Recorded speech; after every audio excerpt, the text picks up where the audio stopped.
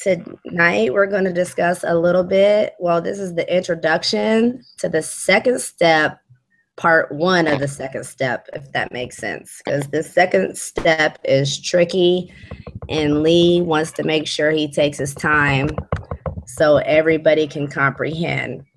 Now, before he starts, I just know that we have got a lot of views on the previous step and the foundation we laid out, or he laid out. I just want to make sure that he's taking a lot of his time. And if anybody even kind of knows the situation of what he's even explaining and what he's doing, they know how much information they're getting and what its worth is for absolutely nothing. So all he's doing this is to teach or to give people the options to actually be natural persons. So anyway, with that, welcome, Lee. Hello. Okay. So I think right now the best thing to do would be to give a brief overview of the documents that are involved in this process. The process is actually known as secured party creditor. And so once you take this process, you actually become a political power holder. And so you can do a lot of things with it if you want to play, but it's important for your own confidence and to have your papers correct so that you actually have paperwork that show these things. And so I'll give you a brief overview of the documents involved in this. So we're gonna have a declaration of sovereignty deed, okay, and it's pretty short. And then we're going to have a deed of evidence, and it's another short document.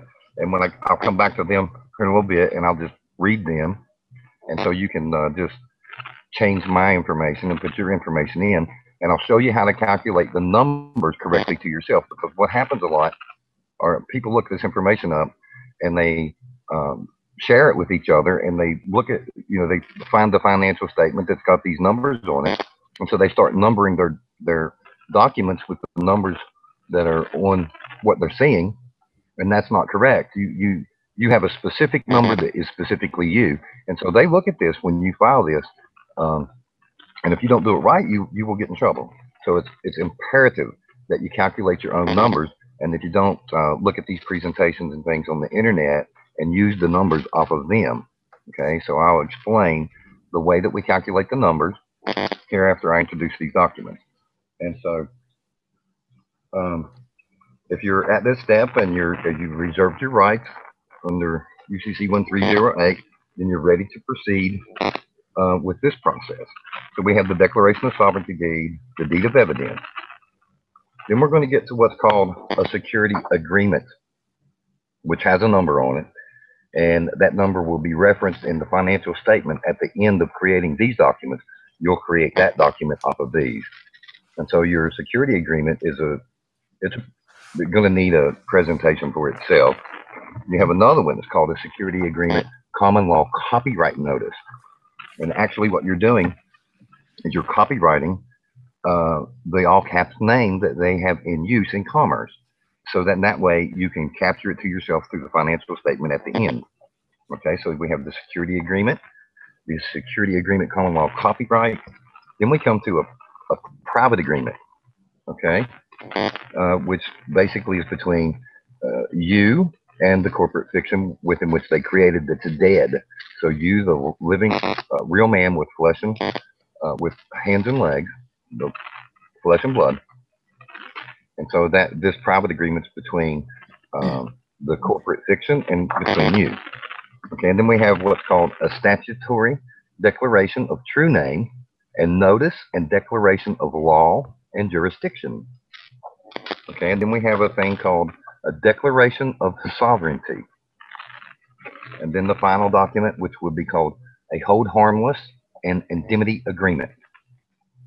Okay, and so with that, those are the documents that are involved that you will create, so that when you get to the financial statement, you can reference the numbers from these documents here. Okay. And So on step one, we had to take that to the court, to the judge and get a notice on any of these. Will we do that?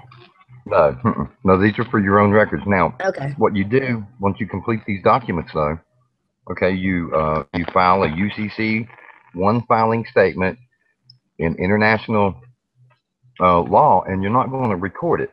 Okay, people get in trouble for recording it. You want to make an international notice. What that means is, hey, there might be a lien out here on this name. And once you give the notice, the international notice, that's good enough. Okay, you don't have to record it. And so then, if you ever need these documents, of course you have them, and you'll have the financial statement that was noticed. And so, if no one writes you back and rejects it, then it's evidence in court, which you'll never need any of this evidence in court. They'll just leave you alone. And so, it's not really a license to hurt people, but it's just a way that you can keep them from using statutory law against you through the commercial vehicle they've created in fraud. Okay, and so the financial statement's actually the last step, and you do all of these so that you can reference those documents in this financial statement. See, and what the financial statement is, banks file them every day, and so that's what you're going to create. You're creating all these documents to create a correct UCC1 financial statement. And then once that's done, okay, then you have secured the commercial vehicle. And so with that, I'll explain how you calculate your own numbers. Okay, now what you're going to do is you're going to take your birth date. What document are you talking about? Which one are we working on? This will be all of them. Okay. But this is the way you calculate the number. The only difference in your number that you're going to calculate here is at the very end of the birth date number. Mm-hmm. You're just going to initial what the document is. For instance, like the hold harmless and indemnity agreement. You've got your number there that runs off your initials, then your birth date at your 18th year. You're going to run that number clear back to the year that when you turned 18 years old. Okay. Your birth date. So, for instance, okay, my name's Robert Lee Thomas. Okay, and my birth date's June 24th, 1971. So my numbers would read on my 18th birthday would be 1989. So my numbers would read like this: number capital R, capital L, capital T, dash 240689. And for the hold harmless and indemnity agreement, then we get we put a dash and we just put capital H, capital I, capital A. And that identifies that document. That number will identify that document. And so that's how you calculate the number. So if someone would see my financial statement, which that's what a lot of the information on the internet is about the UCC1 financial statement. And so when they see the number, a lot of people just copy those numbers down. It has nothing to do with them. They've got their name, but their number's not correct. Right. So it's not that hard to calculate your number correctly. You would go to your 18th birthday and you write it out, the day, the month. If it's the 12th month, you put 1, 2. If it's the 9th month, it's 0, 9. Okay, and then just the year, not the 19 or the 2000, just the last two numbers of the year that you turned 18 years old. So that's going to be the date of your 18th birthday, no spaces or anything, just run together, and then a dash, and then a reference to the document, like the hold harmless and indemnity agreement would be HHIA. The Declaration of Sovereignty would be SDS at the end. Statutory Declaration number RLT 240689-SDS for that one, see? And so that's how you label your documents correctly with the numbers. And that is the biggest step that people mess up in this process by trying to find the information free to do it, by trying to trace it down and find it free to do it. And we made the same mistakes because you don't know, see? Unless you're going to pay $1,000, $1,500, and then they don't teach this to you, but they'll do it for you and then charge you the money. And so, with that said, let's go to the Declaration of Sovereignty deed. It's so short. And now, even though sovereignty is a dirty word, and they have these laws on the book, when you do it correctly, they can't say anything about it. Okay.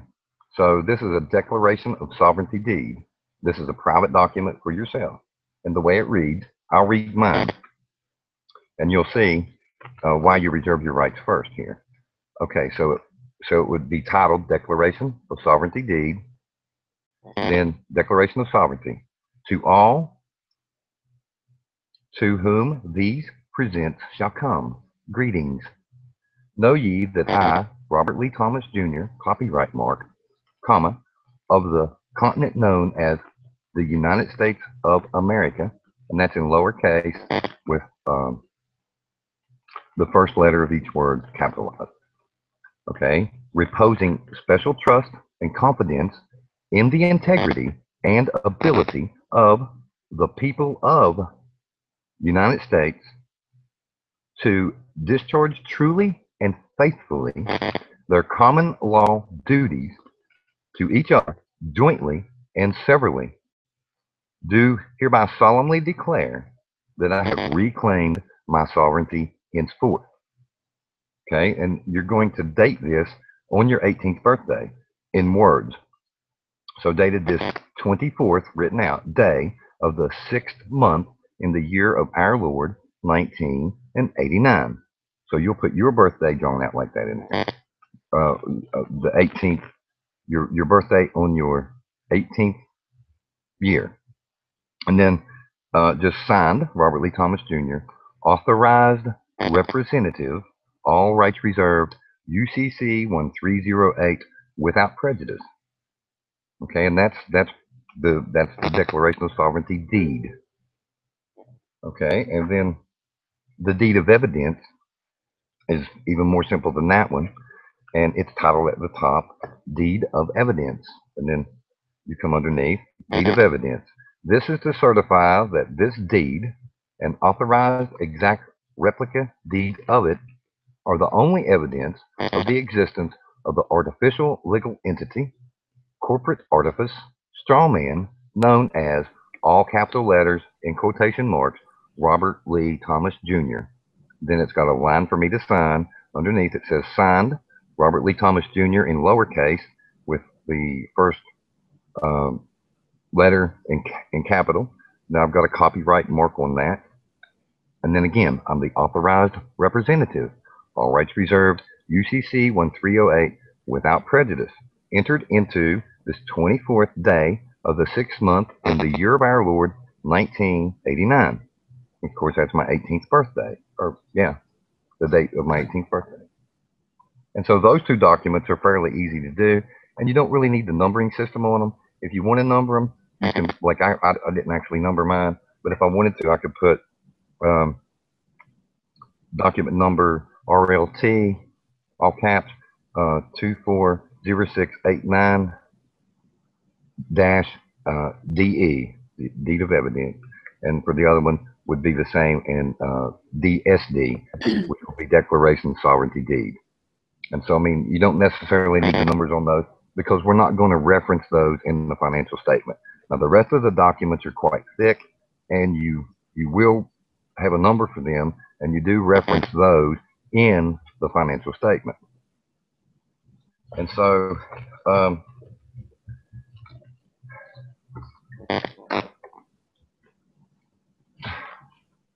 let me read through the Declaration of Sovereignty, so you kind of get the gist of how these work. And so I'll read this one. This is a Declaration of Sovereignty, statutory declaration number RLT 240689 SDS. To all to whom these presents shall come, know that I, the freeman on the land known as Robert Lee Thomas Jr., copyrighted and trademarked, and that's my lowercase name with each first letter capitalized, of the geographical area known as the continental America, United States of America, reposing special trust and confidence in the integrity and ability of all people to discharge truly and faithfully their common law duties, responsibilities towards each other, jointly and severally, do joyfully hereby solemnly declare that I have lawfully reclaimed my sovereignty henceforth, the right to protect the inalienable sovereign rights I was born with, and that is my honorable intent to exist freely in peace, without statutory obligations, restrictions, and restraints. I exist only in and respond only to my Christian appellation, Robert Lee Thomas Jr., copyright trademark. I do not recognize nor give cognizance to any fictional corporate entity, nor do I recognize any of their agents. No fictional quasi-governmental agency can obtain party with me. Therefore, no jurisdiction of agency is obtainable over me. I, Robert Lee Thomas Jr., copyright trademark, am my own authority, and no man or fiction has jurisdiction over me. I have no residence within any geographical jurisdiction. I do not reside within any political jurisdiction, and I am not a magistrate of any federal, foreign, fictional government. So I have no entourage or any residency. I keep house within the geographical West Virginia Republic, or in whatever republic I so choose. Therefore, there is no state within a state of federal jurisdiction, nor is there any political overlay of federal area or postal zone improvement plan. That's your zip code. Therefore, there is no federal jurisdiction over me, nor is there attainable any venue jurisdiction over me. Robert Lee Thomas Jr., copyright trademark, is the correct and lawful name for myself, the natural flesh and blood being, and is a unique, distinct, and separate name from any unlawful, government created, fictional commercial version of my name that resembles my name. This distinction has been lawfully established and recognized in the public register under oath, per UCC1 financing statement and all supporting documents. Robert Lee Thomas Jr., copyright trademark, holds and controls a $100 million lien and secured commercial interest against the fictitious government corporation, full capital, Robert Lee Thomas Jr. Okay, and that would be all caps right there. Created from my birth certificate unlawfully and without my permission or my mother's permission. This security interest is the first right of claim, and I am the holder in due course over all assets and property of this fictitious corporate body. I am also indemnified of all liability from this entity. See Hold Harmless and Indemnity Agreement number RLT 240689 HHIA. I shall at times hereafter, in all records, deeds, documents, and other writings, and in all actions, proceedings, as well as in all dealings and transactions on all occasions whatsoever, use and subscribe the said name of Robert Lee Thomas Jr., copyright trademark, so relinquished as aforesaid to the intent that I am to be called, known, or distinguished by my name of Robert Lee Thomas Jr., copyright trademark only. I, Robert Lee Thomas Jr., copyright trademark, am my own authority, and no man or fiction has jurisdiction over me. I am Robert Lee Thomas Jr., copyright trademark, sentient, natural born, adult, living man with the given name, Robert Lee. I also hold the family name of Thomas. Robert Lee Thomas Jr., copyright trademark, is my lawful name by birthright. I am who I say I am, not who or what any person, statutory, legislative, policy enforcer, corporate administrator, or government documents say I am. I am a sovereign, political power holder, secured party, creditor, and natural and free man of the land, unbound by all statutory and legislative restraint. I am created only by God and am subject only to my Creator. I am the true character, a private man upon the soil, maintaining only as a private man can the right of soil, I am not a reflection, image, fiction, or other person. I own and maintain my own person for purpose of contracting in the realm of commerce in a lawful and upright manner. My word is my bond when dealing with men. I offer my signature when contracting with fictional entities in commerce. Said signature, sig equals no, nature equals alive, means no nature, thus not alive. It is a bond edge offered into death. For this reason, such scribble is called cursive writing, cursed communication with the dead, the fiction. A dead government, agency, principle, court, or corporation cannot possibly interact with a living, breathing flesh and blood and spiritual being which I declare that I am. This is not possible in any way, as one is dead and one is alive. I, Robert Lee Thomas Jr., copyright, trademark, and my own authority, and no man or fiction has jurisdiction over me. Robert Lee Thomas Jr., copyright, trademark, is copywritten.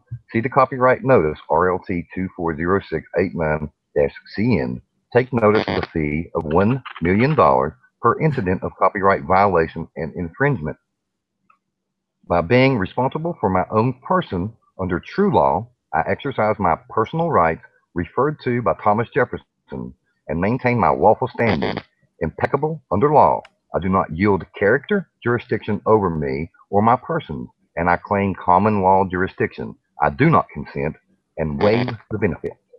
I retain my right at all times to live a naturally lawful and peaceful life.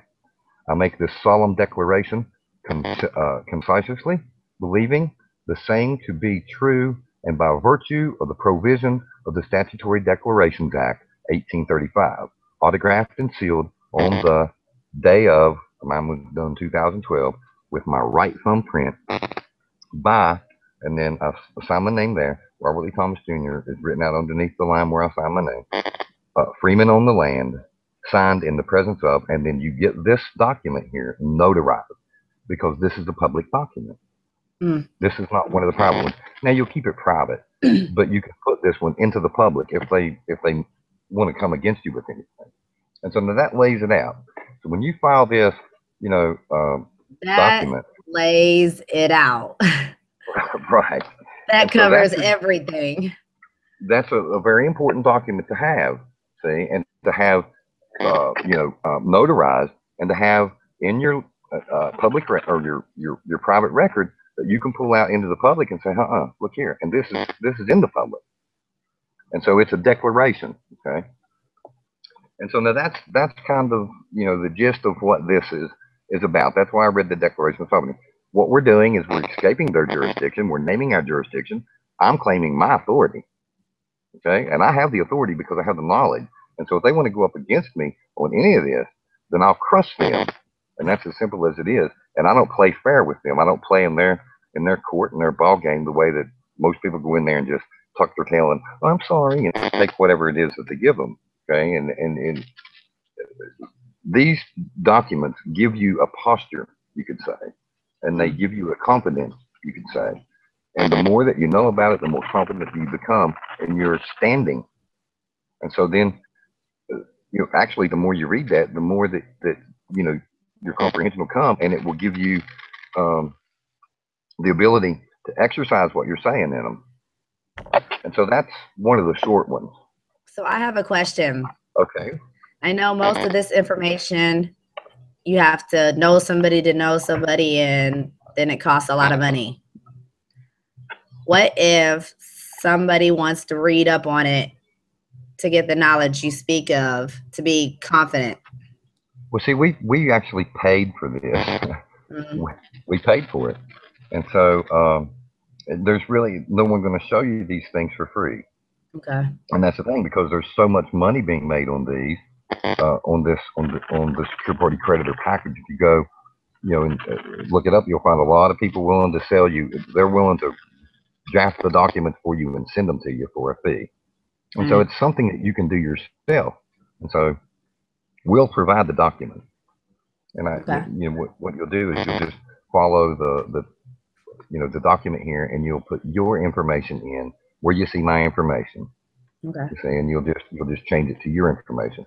And so, but the Declaration of Sovereignty gives you an idea of what is embodied by this set of documents. And that's the thing. It's a whole set, and it covers everything. It covers your saliva, your thumbprint, your skin, your hair, everything. And so, if they're trying, once you do this, if I don't think they want to admit having any kind of DNA in files at the Vatican. Mm. You see, and so I would So say that thumbprint is everything. yes, that's your seal. That's your flesh and blood. Hey, I'm a man. This is who I am. This is me. And if you take a little diabetes thing and prick your thumb, when you put your thumbprint in blood, okay, that's got DNA and the thumbprint. So that definitely proves who you are. But you don't have to do that. You can lick your thumb, and it's got the saliva on it.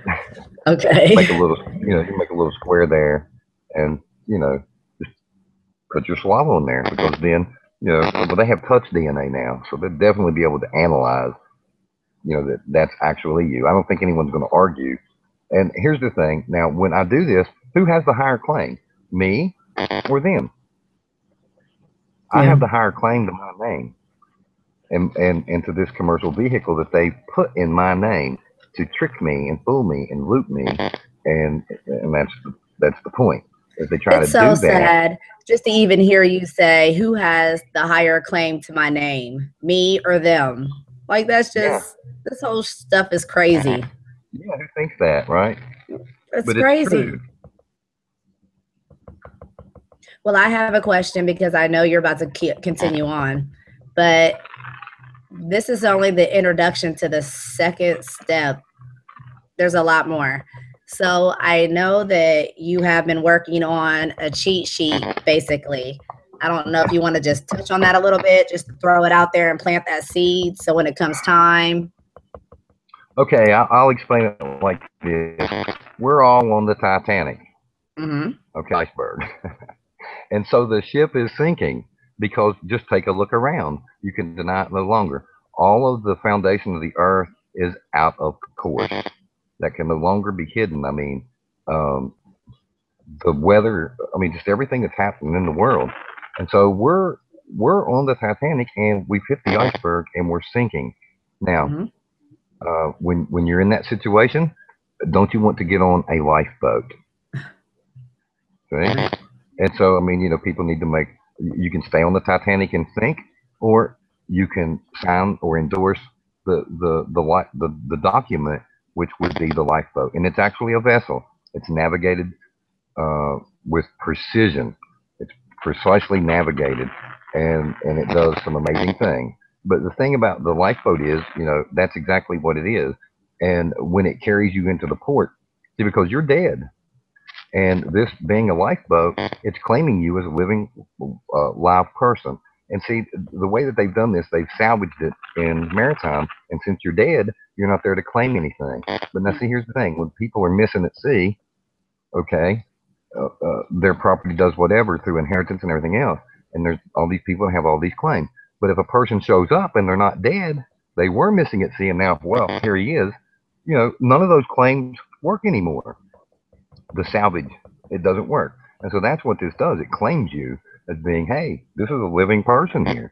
And so in that way, because of the times we're in, it has the potential for since the Vatican in 1666 claimed the souls of everyone and put the claim on everyone on this planet as a human resource to them and to the banking industry and to the corporations, period, and turned everyone into a corpse and the corporation, then, the lifeboat claims you as a living flesh and blood man or woman with hands and legs.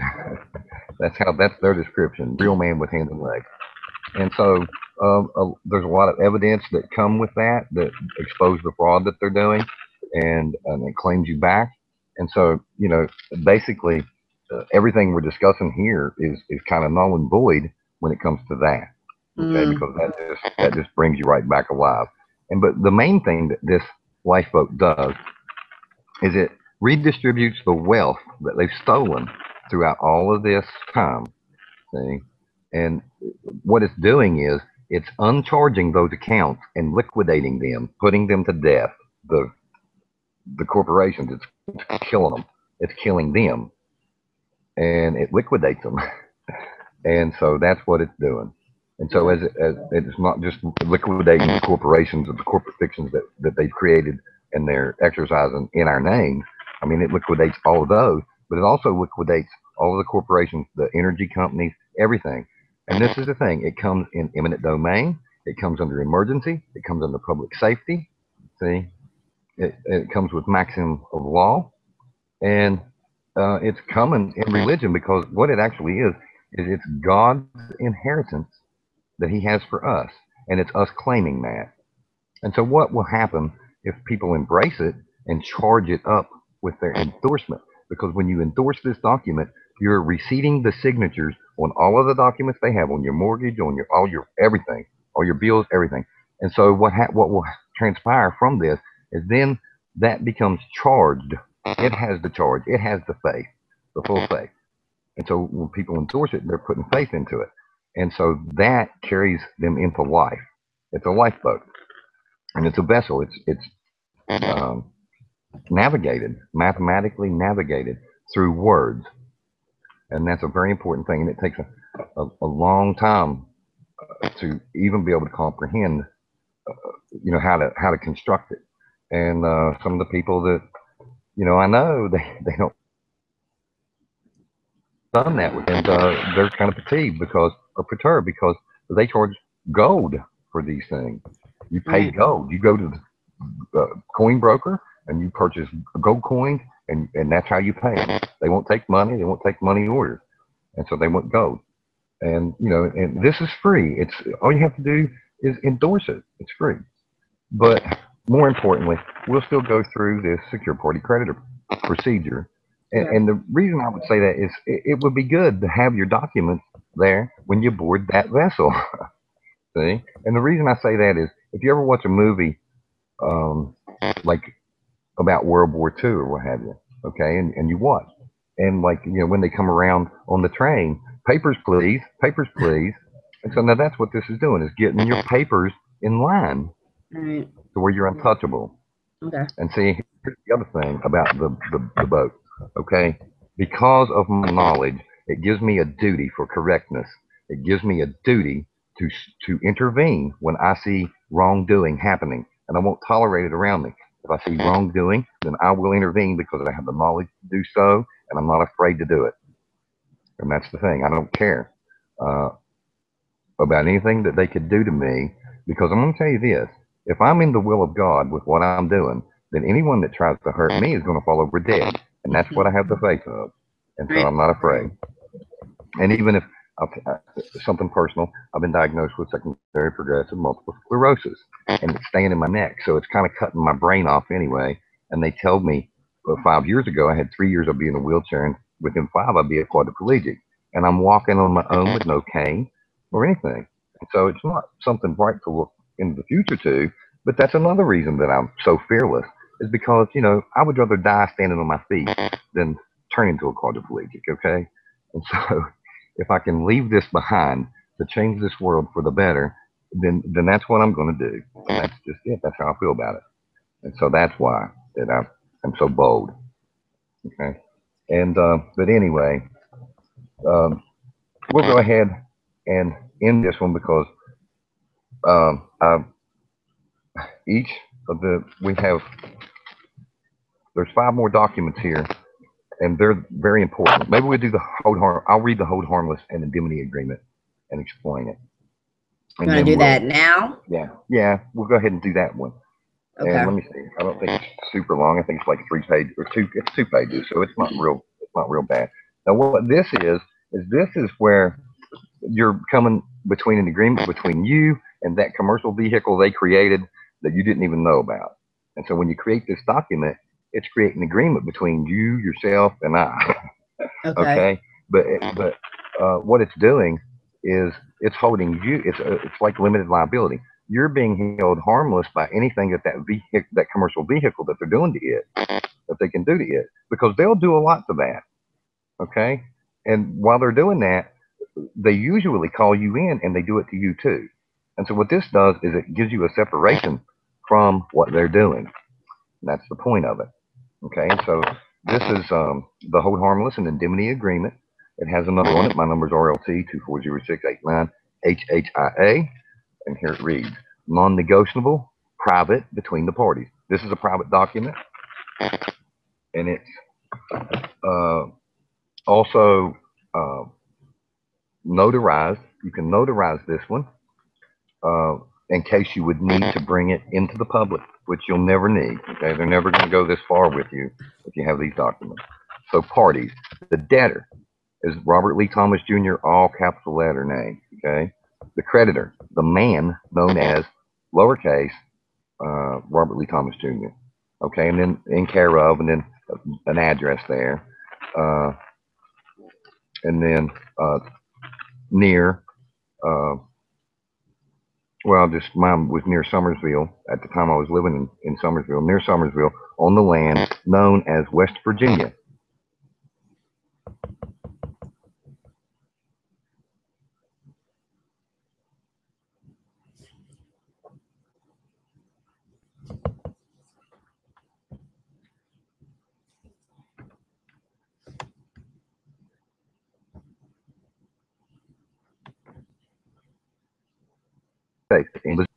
Okay, but not limited to prefixes, suffixes, titles, Robert, appendages.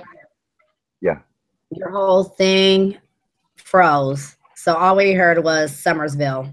Okay. So that was the last part we heard. Okay. So the way that this will read is it starts with the straw man. So it's all capital letter, Robert Lee Thomas Jr. Okay. And any and all. Okay. And then my lowercase name, Robert Lee Thomas Jr. And any and all upper and lowercase derivatives and the variations in the upper derivatives thereof. Spelling of said name, including but not limited to prefixes, suffixes, titles, appendages, and the like. This hold harmless and indemnity agreement is mutually agreed upon and entered into this 24th day of the 6th month in the year of our Lord 1989. Now that's my 18th birthday. We go back to that continuously with these things. Okay, between the juristic person, all capital letter, Robert Lee Thomas Jr., and all uppercase derivatives and variations in the spelling of said name, except, okay, lowercase, Robert Lee Thomas Jr., hereafter jointly and severally debtor, and the living, breathing, flesh and blood man, known by the distinctive appellation Robert Lee Thomas Jr., hereinafter creditor. So now I've established the creditor has been the all capital letter name, and I've established myself as, I've established the debtor as being the all capital letter name and the creditor as the lowercase real me. Okay, so for valuable consideration, debtor hereby expressly agrees and consents without benefit of discussion and without division that debtor holds harmless and undertakes the indemnification of creditor from and against any and all claims, legal actions, orders, warrants, judgments, demands, liabilities, losses, depositions, summonses, lawsuits, costs, fines, liens, levies, penalties, damages, interest, and expenses whatsoever, both absolute and contingent, as are due and as might become due, now existing and as might hereinafter arise, and as might be suffered, incurred by, as well as imposed on debtor for any reason, purpose, and cause whatsoever. Debtor does hereby and herewith expressly consent and agree that creditor shall not under any circumstances nor in any manner whatsoever be construed or considered an accommodation party nor surety for debtor. Words defined. Glossary of terms. As used in this hold harmless and indemnity agreement, the following words and terms express the meaning set forward as follows, non-abstaining. Appellation. In this hold harmless and indemnity agreement, the term appellation means a general term that introduces the specifics, introduces and specifies a particular term which may be used in addressing, greeting, calling out for, or making appeals of a particular living, breathing, flesh and blood man. Conduit. In this hold harmless and indemnity agreement, the term conduit signifies a means of transmitting and distributing energy and the effects produce of labor, such as goods and services, via the name, all capital letter, Robert Lee Thomas Jr., also known by and in all uppercase derivatives and variations in the spelling of said name of the debtor, except my name, see, Robert Lee Thomas Jr. in lowercase name. Creditor. In this hold harmless and indemnity agreement, the term creditor means me, Robert Lee Thomas Jr., lowercase. Debtor. In this hold harmless and indemnity agreement, the term debtor means the all capital letter, Robert Lee Thomas Jr., also known by any and all uppercase derivatives and variations in the spelling of said name, except me, the lowercase Robert Lee Thomas Jr. Derivative. In this hold harmless and indemnity agreement, the term derivative means coming from another, taken from something proceeding, secondary, that which has not the origin in itself, but obtains existence from something foregoing, and of a more primal and fundamental nature, anything derived from another. Ens ligus. In this hold harmless and indemnity agreement, the term ens ligus means a creature of the law, an artificial being, as contrasted with a natural person, such as a corporation, considered as deriving its existence entirely from law. Hold harmless and indemnity agreement as a term, okay? In this hold harmless and indemnity agreement, the term hold harmless and indemnity agreement means this hold harmless and indemnity agreement number RLT 240-689-HHIA, as this hold harmless and indemnity agreement may be amended and modified in accordance with the agreement of the parties signed hereunder, together with attachments, exhibits, documents, endorsements, and schedules re this hold harmless and indemnity agreement attached hereto. All capital letter, Robert Lee Thomas Jr. In this hold harmless and indemnity agreement, the term full capital Robert Lee Thomas Jr. means full capital Robert Lee Thomas Jr. and any and all uppercase derivatives and variations in the spelling of the said name, except me, the lowercase Robert Lee Thomas Jr., all rights reserved. And then the me, lowercase Robert Lee Thomas Jr. In this hold harmless and indemnity agreement, the term, which is me, lowercase Robert Lee Thomas Jr., means the sentient, living, breathing, flesh and blood man identified by the distinctive appellation Robert Lee Thomas Jr., lowercase, all rights reserved. Juristic person. In this hold harmless and indemnity agreement, the term juristic person means an abstract legal entity, ens ligus, such as a corporation created by construct of law and considered as possessing certain legal rights and duties of a human being. An imaginary entity, such as debtor, i.e., full capital letters, Robert Lee Thomas Jr., which on the basis of legal reasoning is legally treated as a human being for the purpose of conducting commercial activity for the benefit of a biological living being, such as creditor. Okay, living, breathing, flesh and blood man. In this hold harmless and indemnity agreement, the term living, breathing, flesh and blood man means the creditor, Robert Lee Thomas Jr., lowercase, that's me. Okay, a sentient living being as distinguished from an artificial construct, ens ligus, i.e., a juristic person created by construct of law. Non-abstinent. In this hold harmless indemnity agreement, the term non-abstinent means words anciently used in public and private instruments with intent of precluding in advance any interpretation other than certain declared objects, purposes. Okay, sentient living being. In this hold harmless and indemnity agreement, the term sentient living being means the creditor, i.e., for me, the lowercase Robert Lee Thomas Jr., a living, breathing, flesh and blood man, as distinguished from an abstract legal construct such as an artificial energy, or such as an artificial entity, juristic person, corporation, partnership, association, and the like, transmitting utility. In this hold harmless and indemnity agreement, the term transmitting utility means a conduit, e.g., the debtor, i.e., the full capital letter name, Robert Lee Thomas Jr. This hold harmless and indemnity agreement number RLT 240-689-HHIA is dated 24th day of the 6th month of the year of our Lord 1989, and that's all written out in and there's no numbers in it.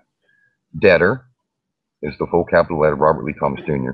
and then Robert Lee Thomas Jr. debtor's signature, and then you sign it. Secured party accepts the all capital letter Robert Lee Thomas Jr. as debtor, and debtor has made no objection and or rebuttal of this contract. Secured party accepts for value this security agreement, all rights reserved, UCC 1308, without prejudice. And then, of course, for the signature on it. And so you'll sign it with your lowercase name, and that's your lowercase name there, and you are the secured party signature. So you sign it for the debtor, and then you sign it for yourself, and then it's witnessed in front of a notary. Actually, on this one, since it's private, you wouldn't do a notary on this one. I'm sorry, you're not going to do a notary on this one, but you'll have two witnesses or verifiers sign their signature to it to verify that the signatures took place, by the party that's intended to have been the one that signed it. And so, because this is a private document, that's why. Okay, so this was just these two signatures. Yeah. So I would say that we just wrapped this particular presentation up. How far are we along in time? I don't even know because my computer kept going out. So it's been about an hour. Okay. Yeah. Let's cut this one off. And so there's only 4 more documents to go. Okay. So we have 4 more, and once those 4 take place, then you have the financial statement, and I'll go over that exactly and how you place these documents in that financial statement, and then where you record you're going to notice with the financial statement. You'll do a notice on that, an international notice, and then once that takes place, everything is done as far as the secured party creditor part. Then once that's accomplished, we can create a bond, and we can create promissory notes. Okay, and that's the end result. After we get the financial statement done, we get these documents done so we can place them in the financial statement to give notice of it. And so what this is actually doing, you can kind of get the riff, right? You're taking over that vehicle that they created, and that's all that this is about, so that you have the highest claim for it in court. So no one come along and say, or charge it with, to charge that, they have to charge you. And so, they're going to have to pay that $100 billion lien, $100 million lien, before that they can charge you, the flesh and blood man, anything. They have to clear that $100 billion lien, 100 million rather. And so, and what you can do with the bond is you can just go up and bond the judge and say, here you go, Your Honor. What is it? You're working on a bond that's $120,000. Here, how about a $3 million bond? And you can just write one out and hand it to him, and there's your bond. They can just take it out of that. And what that does, that gives them access to these accounts lawfully, not legally, lawfully gives them access to settle the account. That's all we're interested in, is settling the commercial account. Here you go. See, settle the account. Here's a bond. And so since my bond's higher than his bond, I can write a $300 million bond if I want to on this. It's unlimited. Okay. When you do the bond on the birth certificate, that bond will be unlimited. And so wherever you need, and you just triple whatever you're going to need. And then if you need to bond the prosecutor, you can bond him too. Actually, my uncle and I were looking into going into the courthouses and finding out what statutes they had bonded in there and what ones they didn't. And our intent was to bond the statutes ourselves with these bonds. And then when someone gets charged, we would get the money from it. So it's kind of like piracy in that way. See? Because they didn't bond it, and we went down there and bonded it. But he had died before we actually got a lot of that stuff tested with this. And Winston Strout would actually be the authority on this particular part of this. But now he's not going to give you the documents. You're going to have to pay for them. That's the point. But and his documents won't be exactly like this either. So these are really refined. Okay, lots of thought. And so, okay, let's cut this one short, and we'll go to we'll do another presentation on the rest of those documents and get our way worked up to the. There'll probably be two more presentations on these particular documents, and then one on the financial statement, and then we'll do the bonds and things like that. Now, and then I guess after that we'll do the lifeboat. Okay, and I have one question on Okay. these documents. Are we gonna? Because I know that first one from Thomas we kind of showed, and I don't remember if we put a link in it for people to just change the name, the one with the Barack Obama. Are we gonna put something up like this? Because you read like 2-3 pages, and I know that every single thing has to be exact when we write these. Yeah. We'll So make are we the gonna put a documents link? available. Okay. Yeah. What I'll do, I'll upload them to a place in a zip file, and then we'll just put a link to that. And then what a person will be able to do is just go to that link on the internet. It'll be like a little storage boat for the information. It'll be in a zip file, and so it makes it easier to download like that. And then you can just unzip it on your computer and open it up, and I'll present my personal document. And so you would just, when you type yours up, you'll use that as a template and type it up. And where there's periods, put periods. Where there's commas, put commas. Where there's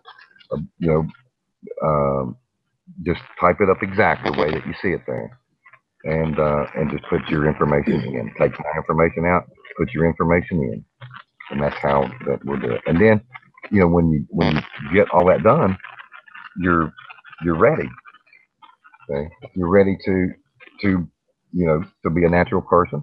If they get charges on you like speeding or anything, and that's the thing. Just whatever they want to do, let them do it, and then you come in with this, and so they just you're going to settle the account.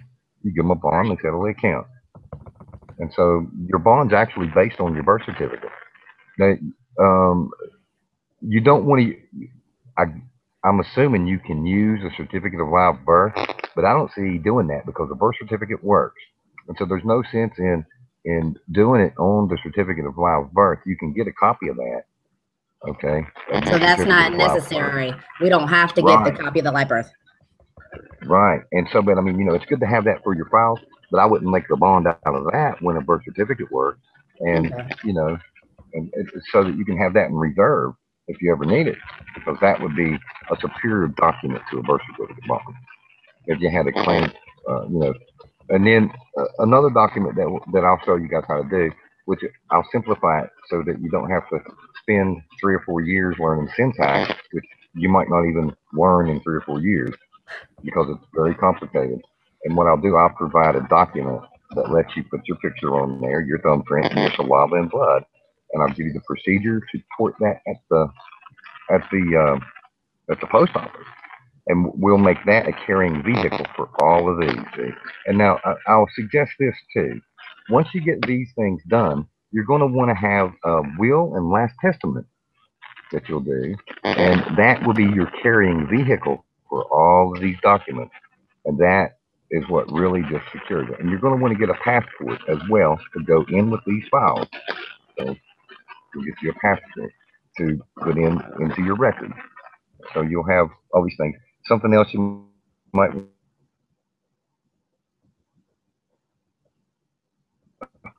Your thing froze. I didn't hear you, Robert. Something else. Lee. People may. Hey. We didn't hear you. I think you said do a passport, and that's the last I heard. Yeah. So you'll once you get your will and last testament done as a carrying vehicle for these documents, you'll get your passport. Okay, you'll go and get your passport, an international passport, and you'll get that, and you'll keep that in the record. What you're doing is you're building a record for yourself here. This becomes your private record of what's transpired, what you've done, what you're aware of, and that's the point. Once you become aware of it, you have the knowledge of it. And if you comprehend, they can't do anything because they're working in fraud, they're working in fiction, and you're working in truth. And so that's the point. But let's see. Something else. Once you get all this done, something else you might play with is having your social security number indentured so that it removes it from construct so that you can uh, claim, hey, this existed because uh, if it fails or what have you, then then it just goes away. But if you indenture it, they can't say it didn't exist. And so, Mm, but you wouldn't want to indenture anything unless you have this process done first. Okay, right. these are just things you can play with as you grow in the information and the knowledge and in your security and your confidence. And so that's what it's all about too. As you do these documents for your own confidence, so that you've got this confidence in your back pocket there. Okay, and the more that you're involved with it, in the seeking of the knowledge of it, and the comprehension sets into your head of what you're doing, the the better you feel, the freer you feel, and the more you'll be able to defend yourself because they can't defend from this. See, if they try anything, you come in with cross and counter claim. Once you do that, you've moved over to the petitioner or to the plaintiff, and you're no longer a defendant. They're the defendant. See, and when you say, "Hey, this is a false charge," they have to prove it's not, and they can't. They have to tell the truth, and they're not going to do that. All So, I right. mean, it's just better for them to go ahead and let it go because there's a lot of people that aren't going to do this or take and get the knowledge, and maybe one out of 100,000, and so Right. there's probably not even that many.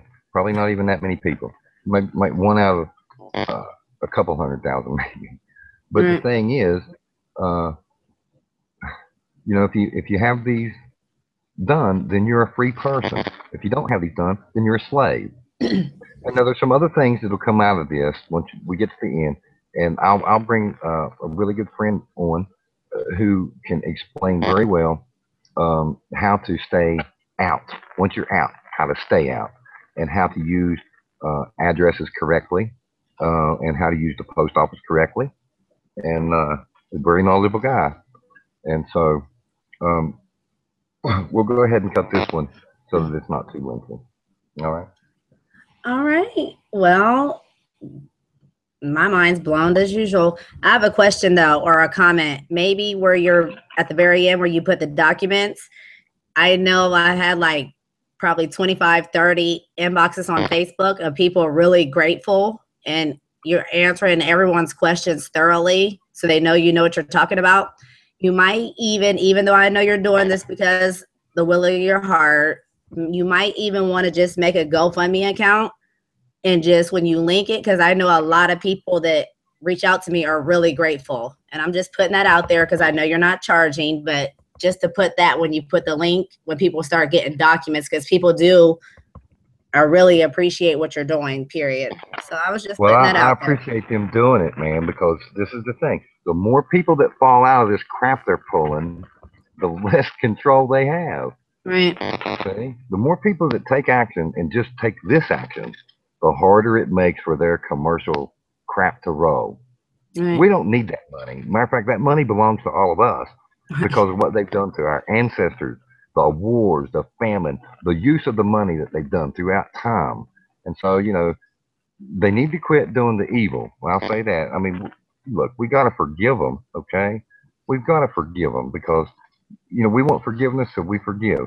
But the bottom line is, if they don't stop doing what they're doing, there's a set time that's coming to where within which it's going to be really bad for them, and Mm. so that's it. So this gives everyone a way to fall out of this system that is going amok. And to me, to do it for the ones who are actually listening to this, comprehending this, and taking the action of doing it, that's payment enough for me. That's a blessing. That blesses me, And and I so it just, excites me. go ahead. I said that excites me too. And I just wanted to make sure everyone knows that has followed this long. This is intense, and this is only a little bit of part two. Lee, as you see, is well knowledge in this information. This is over 10, 11, 12, 13 years. And he mentioned earlier about the lifeboat. That's a real thing. That's happening. So maybe we can just get through this just for people to know how authentic he is. And you just heard him. He's not charging anything. He doesn't even want donations or a GoFundMe. So maybe people will take this seriously and understand he has this lifeboat thing created, what you'll touch on, and we'll start leaving a link, because all it takes is a signature and your thumbprint and you're a part, instead of doing this whole process. So anyway, he'll touch on that. Let me just take the time to explain this one little thing about myself. It's a personal thing. I had started this to help my uncle because he had a home that was taken from him in Montana through a divorce that was a second divorce. In other words, Montana said, we don't recognize your divorce in West Virginia, which they can't do, okay? It was completely illegal. I got his property back for him. But that's what opened up the door to all these things. And I'm like, once I saw it, I'm like, you've got to be kidding me. Because I thought that judges were beyond reproach. I thought they were, that they were seekers of truth, seekers of fact, and that they had justice. And what I saw was there is no justice. And then I realized the word justice means you walk into a courtroom a lot of times, you can see the word justice there, and you have a J-U, an S, a T-I, and a C-E, and the words are separated like the letters of the word are separated like that. Well, once you know that what they're meaning by that is J-U is no law, S is speak, T-I is title, and C-E is judge. So the word justice actually means title of the judge speaks no law. Now that's crazy, isn't it? But that's the truth. Right. And they advertise it. They're advertising it. And so, and that's exactly, we sit and scream for justice, and that's exactly what they're giving us is title of the judge speaks no law. And so, once you comprehend things like that, you're like, you gotta be kidding me. And so then, it makes you, it just set a fire under me. It just set a fire under me. But something else that set the fire under me, I was exposed to a picture of a starving child that had a vulture behind him. And this vulture was waiting for this child to die so that he can be eaten. And with the realization of that, I keep that picture in front of me so that I don't waste any time. And I can't even sleep because of it. And so, and this has been a burning passion inside of me for a long, long time. And so that's the thing. And so I just want to not see that no more in this world. I don't want to see no more starvation. I don't want to see no more war. I don't want to see no more hatred and evil. And we just, we can step out of it. And that means unity, brotherhood. I mean, you cut me, I bleed red. Cut you, you bleed red, right? We're all brothers and sisters. We're all humanity. So together we make up a rainbow. And we're all the same on the inside. And I believe that our true nature is a giant capacity to love. And that love vibration, we as a planet Earth, we've never experienced this. Or if we have, we're lost from it. And it's been a long, long, long, long time ago. And so let's bring that back. That's what it's all about. Let's bring that harmony between us all back. And that's what we hope to do. All right, so I'll leave it at that. Isn't this crazy how this is even all playing out? This was just me and you, and then we're this, and I know people are watching, and people are going to just soak this up, and this is just all what we want. We just want to be one.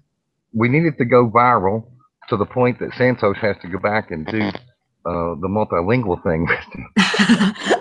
Because I only speak the one stupid language, all right? I don't know. I speak English. And but, from my knowledge, I can see a lot of similarities in a lot of words and a lot of these rules in a lot of languages because they just go from language to language. And you can see how the creators of the languages have divided us through the language and through the religions. We're all divided up. And so anything that causes division is not correct. Anything that causes harmony is the correct thing. See? All right. We better cut this one because we don't wait too long. All right. Well, I appreciate you, Lee. Big, big hugs from me to you. And anybody that watches this video, just imagine a big group hug. That's all me and Lee are.